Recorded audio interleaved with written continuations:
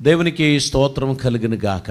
ఉదయకాల సమయం ప్రభుని ఆరాధించడానికి, ఆయన నామమును కీర్తించడానికి, ప్రభు చేత మనకు అనుగ్రహింపబడిన శ్రేష్టమైన సమయం కొరకు దేవునికి స్తోత్రం చెల్లిద్దాం. మొదటి యోహాను పత్రిక 3వ అధ్యాయం మొదటి 2 వచనాలు మనం చదువుదామండి. మనము yes దేవుని పిల్లలమని పిలువబడునట్లు, మనము దేవుని పిల్లలమని పిలువబడినట్లు తండ్రి మనకెట్టి ప్రేమ తండ్రి మనకు ఎట్టి ప్రేమ అనుగ్రహించునో చూడుడి.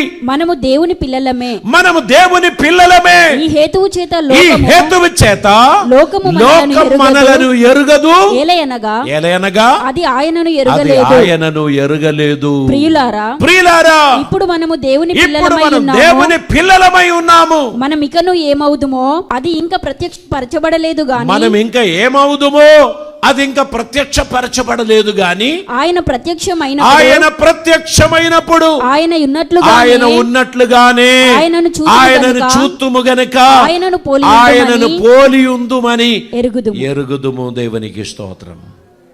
ఈ వచనం లోపలికేమైనా దిగిందా? ఇప్పుడు చెప్పబడిన ఈ చదవబడిన వాక్యం లోపల ఏమైనా దిగిందా? అలాగైతే మీరు ఇలా ఉండరు. ఈ వాక్యం మన హృదయంలో నాటబడినట్లయితే మీరు మామూలుగా ఎలా ఉండగలరు? చూడండి, ఇప్పుడు మనం ఆయనను తండ్రి అని పిలవచ్చు. ఇప్పుడు మనం అందరం దేవుని పిల్లలమయ్యాం. ఇక మనం ఏమవుదుమో మనకు తెలియదు. అది ఎవరు మనకి చెప్పగలుగుతారు? ఎవరూ చెప్పలేరు. అయితే ఆయన ప్రత్యక్షమైనప్పుడు ఆయన ఎలా ఉన్నాడో అలాగనే మనం కూడా రూపాంతరం పొందుదము. దేవునికి స్తోత్రం. హల్లెలూయా.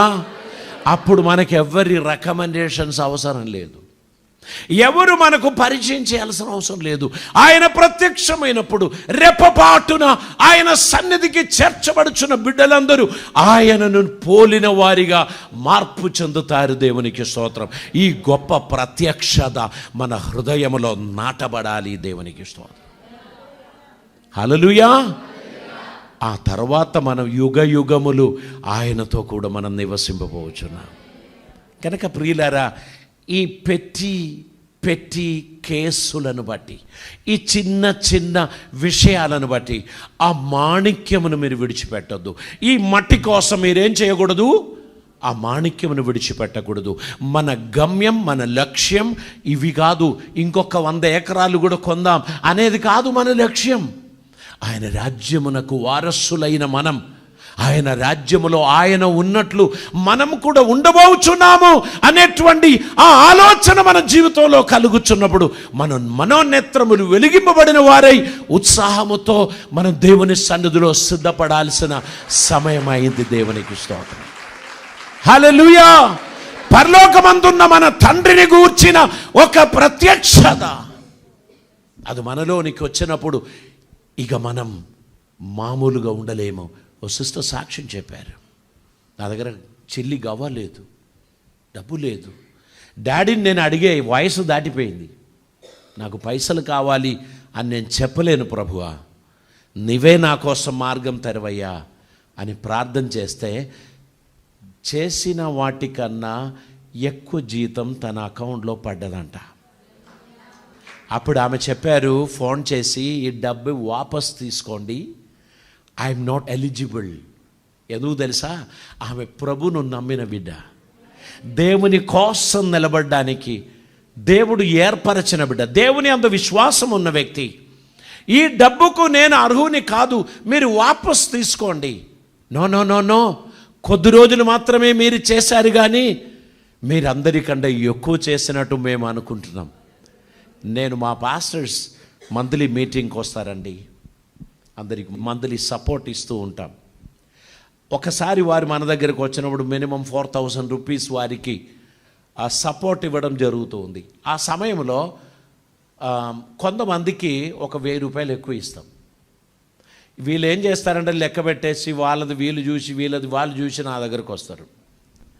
వచ్చేసి, అయ్యగారండి నాకు ఒకరు 1000 రూపాయలు తక్కువ ఇచ్చారండి అంటారు. అప్పుడు నాకు గుర్తొచ్చేది ఎవరు తెలుసా? ఆ యేసుప్రభు ఒక ఉపమానం చెప్పాడు. ద్రాక్ష తోటలో పని చేయడానికి కొంతమందిని ఏర్పాటు చేశారు.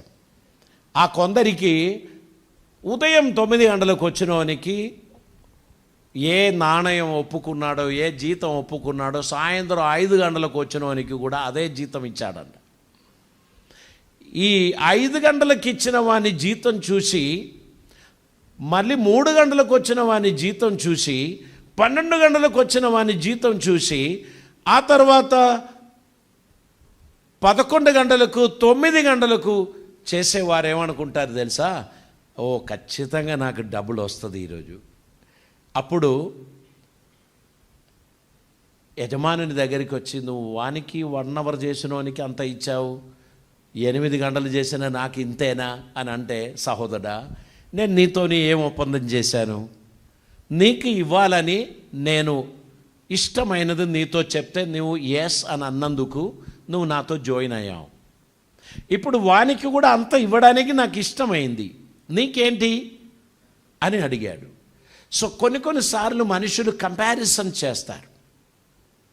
ఆ కంపారిజన్ చేసి వారికి ఇచ్చింది నాకు కావాలి, వీరికి ఇచ్చిన దానికన్నా ఎక్కువ నాకు కావాలి అని మనం ఆశిస్తూ ఉంటాం. కానీ దేవుడు ఏం చేస్తాడంటే, దేవుడు తన మనస్సుకు తగినట్లు ఒక్కొక్కరికి ఏమి ఇవ్వాలో దేవుడు ఇస్తూ వారిని ఆశీర్వదిస్తారు. గనక నేను మీకు తెలియపరుస్తున్నాను, దేవుని సన్నిధి నుండి కృప పొందడానికి ఎక్కువ కమిట్మెంట్తో, ఎక్కువ సమర్పణతో దేవుని కోసం ఎదురు చూడాల్సిందే, కానీ మనుషుల చుట్టూ తిరగకూడదు.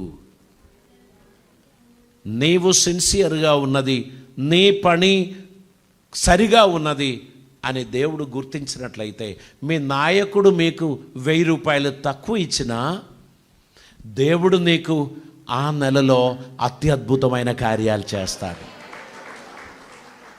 నీకు జీతం కాస్త 500 తక్కువ వచ్చిందని అనుకున్నా దేవుడు దాన్ని 5000గా మార్చడానికి నమ్మదగినవాడు. మనం ఏం చేయకూడదు? సనుగొద్దు, గునుగొద్దు, థ్యాంక్స్ అని చెప్పాలి. ఈ థ్యాంక్స్లో బ్యూటీ ఉంది. ఏ చిన్న కార్యం మనం చేసినా థ్యాంక్ యూ అని చెప్పాలి. So we must understand that we are by the grace of God. దేవుని కృప వల్లనే ఈరోజు మనం ఈ స్థాయిలో ఉన్నాం. కాలర్ ఎగరియకు, నువ్వు షో ఆఫ్ చేయొద్దు, వీళ్ళందరికంటే ఐఎమ్ బెటర్ అని ఎప్పుడూ అనుకోకూడదు. భూమి మీద ఉన్న పరిశుద్ధులందరూ నాకంటే గొప్పవారు అని నీవు తలంచుకున్నప్పుడు నువ్వు అభివృద్ధి పొందుతావు.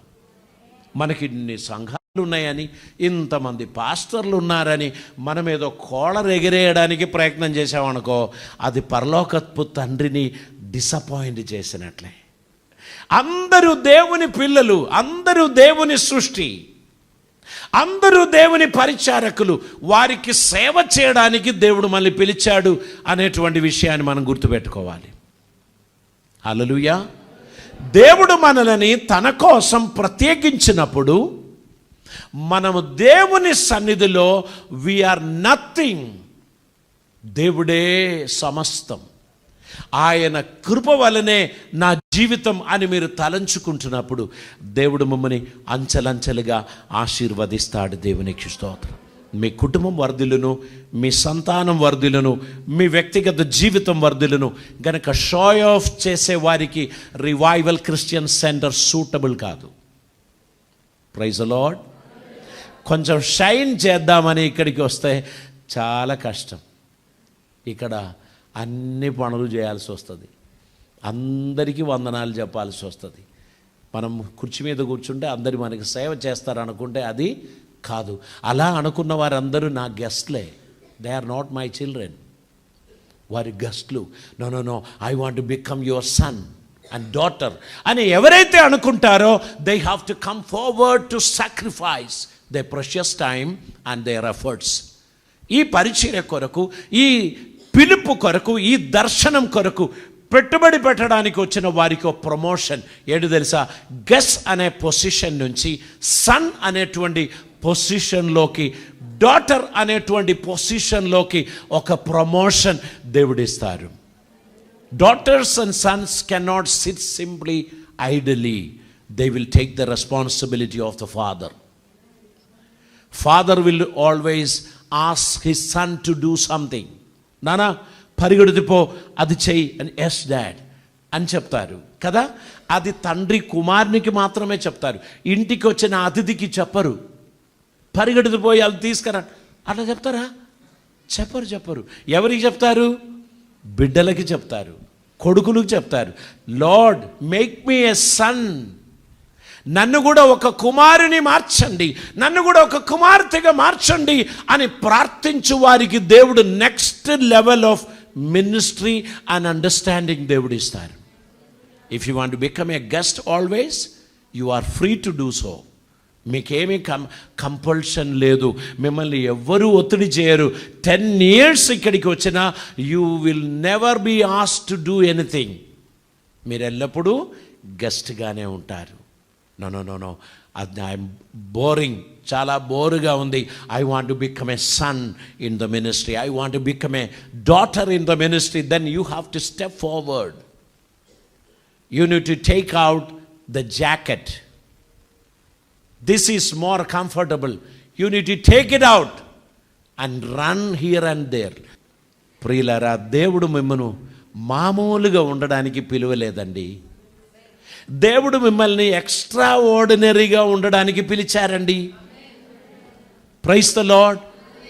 మీరు ఎక్స్ట్రా ఆర్డినరీగా ఉండాలని దేవుడు కోరుచున్నారండి. దేవుని సన్నిధానములో ఎక్స్ట్రా ఆర్డినరీగా ఉండడానికి మీ జీవితాన్ని సమర్పించండి. ఆయన మిమ్మల్ని ఆశీర్వదించి వర్ధిల్ల చేయడానికి ఇష్టపడుచున్నాడు. ఇక్కడ చూడండి, ప్రతి ఒక్కరికి ఆప్షన్ ఈస్ ఓపెన్. ఏంటి? తన్ను ఎందరూ అంగీకరించారో, అనగా తన నామమందు విశ్వాసం ఉంచారో వారికి అందరికీ దేవుని పిల్లలగుటకు దేవుడు అధికారం ఇచ్చాడు. మనకందరికీ దేవుడు ఇచ్చిన అధికారం. ఇది పలానోళ్ళకే ఇచ్చారండి, కురియన్ గారికి ఇచ్చారు కానీ నాకు ఇవ్వలేదండి అని ఎవరూ చెప్పడానికి వీల్లేదు. It is open for all. అందరూ, lord I accept you, I invite you into my heart, నిన్ను నా హృదయంలోనికి నేను ఆహ్వానిస్తున్నాను అని మీరు చెప్పినట్లయితే అద్భుతమైన ఆశీర్వాదము దేవుడు మీపై కుమ్మరిస్తాడు. దేవునికి స్తోత్రం. హల్లెలూయా. దేవుని ఆశీర్వాదములు పొందదగినట్లు దేవుడు మన జీవితంలో అద్భుతమైన కార్యములు జరిగించును గాక. ప్రియులారా, యేసు క్రీస్తును మనకు పరిచయం చేశాడు తండ్రి. ఆ క్రీస్తు ద్వారా మనమందరము తండ్రిని ఎరిగి ఉన్నామని కాదు, తండ్రి యొక్క బ్లెస్సింగ్స్కు మనం పాత్రులమై ఉన్నాం. 2 కొరింథీ పత్రిక 5వ అధ్యాయం 19వ వచనాన్ని మనం చదువుదామండి. అదేమనగా, దేవుడు వారి అపరాధములను వారి మీద మోపక క్రీస్తునందు లోకమును తనతో సమాధానపరుచుకొనుచు ఆ సమాధాన వాక్యమును మాకు అప్పగించెను. ఇక్కడ చూడండి, యేసుక్రీస్తునందు మన అందరినీ తనకు ప్రియమైన కుమారులుగా దేవుడు ఏర్పాటు చేసుకున్నారు. అది మాత్రమే కాదు, అదేమనగా దేవుడు వారి అపరాధములను వారి మీద మోపక క్రీస్తునందు లోకమును తనతో సమాధానపరచుకొనుచు ఆ సమాధాన వాక్యము మాకు అప్పగించను. అందుకే ఈ సమాధాన వాక్యం మన లోకానికి తెలియపరచాలి. ఎందుకంటే లోకులు నిస్సహాయులు, వారికి తెలియదు వారు ఏం చేస్తున్నారని. మనకి ఈ సమాధానపు వాక్యాన్ని దేవుడు అనుగ్రహించారు. యేసుక్రీస్తు ద్వారా సమస్త మానవాళిని దేవునితో సమాధానపరచడానికి ఉన్న ఒక సమాధానకరమైన వాక్యాన్ని దేవుడు మనకిచ్చారు. మనం ఆయనను సేవించడానికి, ఆయన మహింపరచడానికి మనం పిలువబడిన వారం. మనకి ఇచ్చినటువంటి ప్రివిలేజ్ ఏంటి? రోమాపత్రిక 8వ అధ్యాయం 15వ వచనం మనం చదువుదామండి. ఏలయనగా మరలా భయపడుటకు మీరు దాస్యపు ఆత్మను పొందలేదు గాని దత్తపుత్ర ఆత్మను పొందితిరి. ఆ ఆత్మ కలిగిన వారు మనము అబ్బా తండ్రి అని మొరపెట్టుచున్నాం. మనము దేవుని పిల్లలమని, ఇక్కడ మనం దేవుని పిల్లలమని ఆత్మ తానే మన ఆత్మతో కూడా సాక్ష్యం ఇచ్చుచున్నాడు. అవును కదా? యేసుక్రీస్తును అంగీకరించిన వెంటనే మన హృదయంలో ఒక గొప్ప కాన్ఫిడెన్స్ వచ్చింది. మనలో ఉన్న ఆత్మ సాక్ష్యం ఇచ్చుచున్నాడు, నీవు దేవుని కృప వలన ఏర్పరచబడిన వాడవు, దేవుని సొత్తైన ప్రజలు, దేవుని బిడ్డలుగా మీరు తీర్పు పొంది ఉన్నారు అని మన గురించి అంటున్నారు. దేవునికి స్తోత్రం. ఇంకా మనం చూచినట్లయితే రోమాపత్రిక 8వ అధ్యాయం దాని 16-17 వచనాలు చదవండి. మనము దేవుని పిల్లలమని, మనం దేవుని పిల్లలమని ఆత్మ తానే మన ఆత్మతో కూడా, తానే మన ఆత్మతో కూడా సాక్ష్యం ఇచ్చుచున్నాడు. మనము పిల్లలమైతే, మనం పిల్లలమైతే వారసులం అనగా దేవుని వారసులం. దేవుని వారసులం. వారసులు ఎలా అడుగుతారు? బాంచం కాలు మోక్తా అని అడుగుతారా? No no no. వారసులు ఎలా ఉంటారు? ఆస్తికి హక్కుదారులు. బిడ్డలు తండ్రి దగ్గరికి వచ్చి ఫ్రీగా మాట్లాడినట్లు మనం మన పరమ తండ్రితో ఫ్రీగా మాట్లాడడానికి ఉన్న ఒక ఆపర్చునిటీ దేవుడు మనకిచ్చి ఉన్నారు అని గ్రహించి ఆయన సన్నిధిలో మనకు అనుగ్రహింపబడిన స్వేచ్ఛను మనం వాడుకోవాలని ప్రభు కోరుచున్నారు. మత్తయి సువార్త 10వ అధ్యాయం 29వ వచనాన్ని మనం చదువుదామండి. రెండు పిచ్చుకలు కాసుకు అమ్మబడును కదా, అయినను మీ తండ్రి సెలవు లేక వాటిలో ఒకటైనను నేలను పడదు. మీ తల వెంట్రుకలన్నీ లెక్కింపబడి ఉన్నవి కనుక మీరు భయపడకుడి. మీరు అనేకమైన పిచ్చుకల కంటే శ్రేష్ఠులు. మీరు అనేకమైన పిచ్చుకల కంటే శ్రేష్ఠులు. దేవునికి స్తోత్రం. మన దేవుని పిల్లలమై ఉన్నాం. మీ అందరాత్మకు చెప్పాలి, నాకు ఓ తండ్రి ఉన్నాడు. మీ తండ్రి మీకు చేయలేని కార్యాలు కూడా మీ పరమ తండ్రి చేస్తాడు. రొమ్మున చేతులు ఉంచుకొని చెప్పండి, తండ్రి నిన్ను కలిగి ఉంటుట నా భాగ్యం. హల్లెలూయా. ఈ గొప్ప దేవుడు నిన్ను విడువడు, ఎడబాయడు. నీ ప్రతి ప్రార్థనకు జవాబిస్తాడు. ఆయనను మొరపెట్టు, నిన్ను విడువడు. నీ సమస్యలకు పరిష్కారం ఆయన చూపిస్తాడు. ఈ గొప్ప దేవుని తండ్రిగా నీకు అనుగ్రహించినందుకు నీవు ధన్యుడవు. దేవునికి స్తోత్రం. 1 పేతురు గ్రంథం 5వ అధ్యాయం 7వ వచనాన్ని మనం చదువుదామండి. ఆయన మిమ్మల్ని గూర్చి చింతించుచున్నాడు గనుక మీ చింత యావత్తు ఆయన మీద వేయుడి. దేవుడు మీ గురించి చింతించుచున్నాడు. ఇక మీదట you cannot be sad anymore, you cannot be depressed anymore. దుఃఖముతో ఆయన సన్నిధిలో మీరెన్నడూ ఉండడానికి వీల్లేదు. నాకెవరూ లేరు అని నీవెన్నడూ చెప్పొద్దు. నా బాధలు ఎవరికి తెలియదు అని నువ్వు చెప్పొద్దు. నీ దేవుడు నిన్ను చూచుచున్నాడు. నువ్వు అనేకం పిచ్చుకల కన్నా శ్రేష్టమైన వాడు. You cannot be depressive. ఎవరూ లేని వారు డిప్రెషన్లోకి ఉంటారు. నువ్వు ఎవరి లేని వారు కాదు. నీకో తండ్రి ఉన్నాడు. ఆయన నీ చేయి పట్టి ఉన్నాడు. ఆయనకు థ్యాంక్స్ అని చెప్పండి. నీ జీవితంలో ఆయన అద్భుతం చేస్తాడు. నీ నిరాశను తొలగిస్తాడు. నీ దుఃఖాన్ని తీసివేస్తాడు. నిన్ను అద్భుతంగా ఆశీర్వదిస్తాడు. You must declare that I am a child of God. కానీ కొన్ని స్థలాలలో మనం సిగ్గుపడుతున్నాం. ఫంక్షన్కి పోయినప్పుడు, చుట్టాలు వచ్చినప్పుడు, గొప్ప గొప్ప వారి ముందు నిలబడినప్పుడు నేను ఒక దేవుని బిడ్డ అని చెప్పడానికి మనకు మనసు రావడం లేదు. ఎందుకు తెలుసా? ఆ దేవుని గొప్పతనం ఇంకా మన హృదయంలో అర్థం కాలేదు కనుక. ఆయన గొప్పతనం గ్రహించిన ప్రతి ఒక్కరు కూడా సిగ్గుపడకుండా, yes I'm a child of God, he is my father, whatever I ask in the name of Jesus he will fulfil it. I got the confidence and I am blessed by my father. ఈ confidence ఉన్నవాళ్ళు సమాజంలో సిగ్గుపడరు, వెనకకు పోరు, ముందు నిలబడతారు. Yes I have a father in heaven, I am a child of God అని చెప్పడానికి ఇష్టపడతారు. వ్యతిరేకతలు వస్తాయి, ఇబ్బందులు వస్తాయి, సమస్యలు వస్తాయి, తప్పించుకొని దాగుకునే గుంపులో నువ్వు ఉండకూడదు. నిన్ను గూర్చి దేవునికి గొప్ప ఎక్స్పెక్టేషన్ ఉంది. మనుషుల ఎడల నన్ను ఘనపరచు బిడ్డగా ఈమె ఉంటారు. మీరేం చెప్తారు? అబ్బే నాకు తెలియదండి అని చెప్తే ఆయన అంటాడు, నా తండ్రి దగ్గర నేను కూడా నాకు తెలియదని చెప్తాను. అయ్యో ప్రభువా, సండే వచ్చి నేను ప్రార్థించింది నీకు తెలియదా? నేను అర్పణలు వేసింది నువ్వు చూడలేదా? నేను అవుట్ రీచ్లకు పోయింది నువ్వు చూడలేదా? నేను నీ నామమున రోగులను స్వస్థపరచలేదా? ప్రభు అంటాడు, నాకు తెలియదు, ఎవడో. తెలుసా, ప్రజల మధ్యలో క్రీస్తును మహిమపరిచే ఒక ఆప్షన్ దేవుడిచ్చినప్పుడు, you should never go back. You should always stand firm for the lord and you should say that he is my father. హల్లెలూయా. అలా నువ్వు ఆయనను మహిమపరచినప్పుడు ఆయన నీ జీవితాన్ని అద్భుతంగా ఆశీర్వదిస్తాడు. హల్లెలూయా. మనకొక అద్భుతమైన తండ్రి దేవుడి సన్నిధిలో మనం చూస్తున్నాం.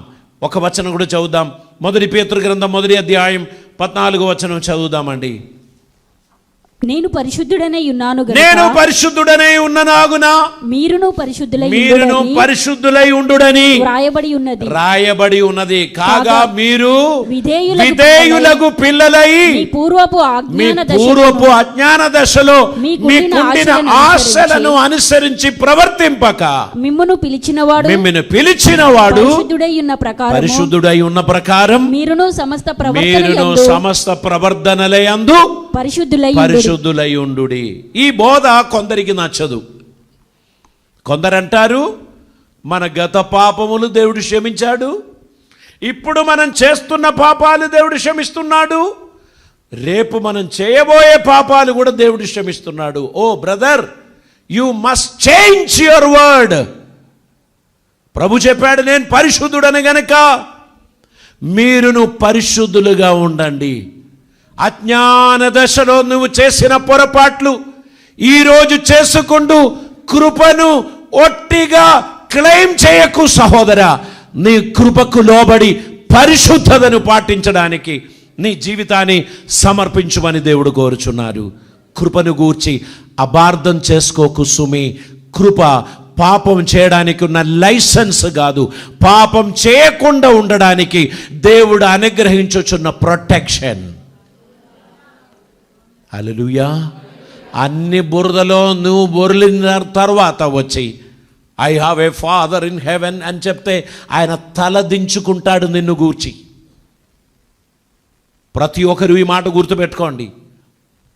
యేసుక్రీస్తు కృప ద్వారా మనకు అనుగ్రహింపబడిన ఈ రక్షణ ప్రొటెక్ట్ చేయబడాలి, సంరక్షింపబడాలి. నీ జీవితం ద్వారా క్రీస్తును ఘనపరచాలి. నీ తండ్రి పరిశుద్ధుడు గనక నీవును పరిశుద్ధుడై ఉండడానికి ప్రయత్నం చేయి. కనుక జీవితమును సరిచేసుకుందాం, జాగ్రత్త కలిగి నడవడానికి జీవిద్దాం. దేవుని వాక్యములో వేరుపారిన విశ్వాసిగా నువ్వు నడవడానికి సమర్పించు. ఈ సంఘము నిన్ను వాక్యములో నిలబెట్టుచున్నది. దేవునికి స్తోత్రం. ఈ సంఘము నీ ఆత్మీయ అభివృద్ధి కొరకు, నీలో ఉన్న మస్టు కరుగదీయడానికి, అపవాది శోధనల నుంచి నీ విడుదల పొందడానికి వాక్యము ద్వారా నీకు సహాయపడుచున్న సంఘము. నువ్వు దేవుని వాక్యములో నిలిచి ఉన్న ఎడల నిన్ను దేవుడు ఆశీర్వదించి గొప్పగా దీవిస్తాడు. దేవునికి స్తోత్రం. అందరూ గుర్తుపెట్టుకోండి, we have a wonderful father in haven. ఆయన చిత్తం నెరవేర్చుచున్న నీవు ఆయనకు మొరపెట్టగా ఆయన ఖచ్చితంగా నీ అవసరతలు తీరుస్తాడు. నువ్వు బురదలో ఈ 6 రోజులు బొర్లి 7వ రోజులు నువ్వు వచ్చి నిలబడి చేతులెత్తి ప్రైజ్ ద లార్డ్ అని చెప్పడానికి కాదు, భయముతో వణుకుతో విశ్వాస జీవితం కొనసాగించడానికి ఉన్న ప్రయత్నం చేయండి. నీ హృదయంలో వచ్చే ప్రతి హెచ్చరికలను నువ్వు దయచేసి అర్థం చేసుకోండి. ప్రభు మనకిచ్చిన ఈ కృపను మనం నిర్లక్ష్యం చేయకూడదు, నిరర్ధకం చేయకూడదు. దేవుని కృపలో ముందుకు సాగిపోవడానికి మన జీవితం సమర్పిద్దాం. తల్లు వంచుదాం, ప్రార్థన చేద్దాం. ప్రభువా, నేను నీ సన్నిధికి వచ్చుచున్నాను. నా జీవితం నీకు అంకితం చేస్తున్నాను. ఇంత మంచి తండ్రి నా కోసం ఉన్నాడని తెలియపరిచినందుకు స్తోత్రం. నీ అడుగుజాడలో నడిచే ధన్యత నాకు దయచేయండి. నిన్ను డిసప్పాయింట్ చేయకుండా, నిరాశపరచకుండా, నీకు ప్రియమైన కుమారునిగా, కుమార్తెగా నడవడానికి నాకు సహాయం చేయండి అని ప్రార్థన చేయండి. పరిశుద్ధుడైన తండ్రి, కృపామయుడా, నీకే వందనాలు. యేసుక్రీస్తు ద్వారా మాకు అనుగ్రహించిన ఈ గొప్ప స్వాతంత్ర్యమును బట్టి నీకు వందనాలు. దత్తపుత్రత్వపు ఆత్మను బట్టి నీకు వందనాలు. మా జీవితంలో నీవు చేసిన అద్భుతమైన మేలుల కొరకై నీకు వందనాలు. మేము నిన్ను స్తుతిస్తూ ఉన్నాం. కరుణించి కాపాడి నీ రాకడ పర్యంతం నమ్మకస్తులుగా మమ్మల్ని నిలబెట్టమని ప్రార్థిస్తున్నాం. కృపలతో నింపమని, అద్భుతములు జరిగించమని, మీ సాక్షులుగా మమ్మల్ని వాడుకొనమని, నీ దీవెన మా జీవితంలో అనుగ్రహించమని యేసయ్య పవిత్ర నామమున అడిగి ప్రార్థిస్తూ ఉంటున్నాం పరమ తండ్రి. ఆమేన్.